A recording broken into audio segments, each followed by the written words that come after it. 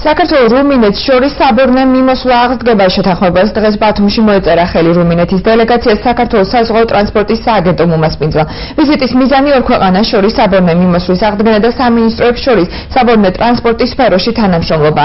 შეხვედრა საქართველოს ელჩი რუმინეთში ილია გიორგაძე და რუმინეთის საგარეო საქმეთა სამინისტროს წარმომადგენლები ესწრებოდნენ. ვიზიტის ფარგლებში დღესვე სტუმრებმა ფოთისა და ბათუმის ნავსადგურები დაათვალიერეს. შეხვედრის ორგანიზატორების განცხადებით მსგავსი ვიზიტები საქართველოსა და რუმინეთს შორის სამომავლოდ ურთიერთობის გაღრმავებას შეუწყობს ხელს, რის დასტურადაც დღესვე ურთიერთგაგების მემორანდუმი გაფორმდა.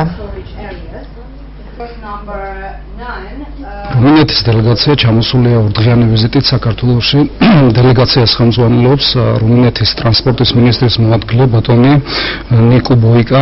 დელეგაციაში ასევე შედის საქართველოს ელჩი რუმინეთში ბატონი ილია გიორგაძე.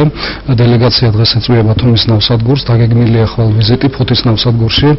მას შემდეგ სტუმრები გაემგზავრებიან თბილისში, სადაც გაფორმდება ხელშეკრულება უпростоრად ურთიერთგაგების მემორანდუმი საქართველოსა და რუმინეთს შორის საბორნე მიმოსვლაზე. Our visit here in Georgia is ჩვენ იმისთვის ჩამოვედით, რომ მჭიდრო ურთიერთობები დავამყაროთ საქართველოსა და რუმინეთის მთავრობას შორის საბორნე მიმოსვლის კუთხით. ვიზიტის ფარგლებში ასევე ვაპირებთ ურთიერთთანამშრომლობის მემორანდუმი გავაფორმოთ. ვფიქრობ, რომ საქართველოსთან მსგავსი ურთიერთობა ძალიან ნაყოფიერი და მნიშვნელოვანი იქნება.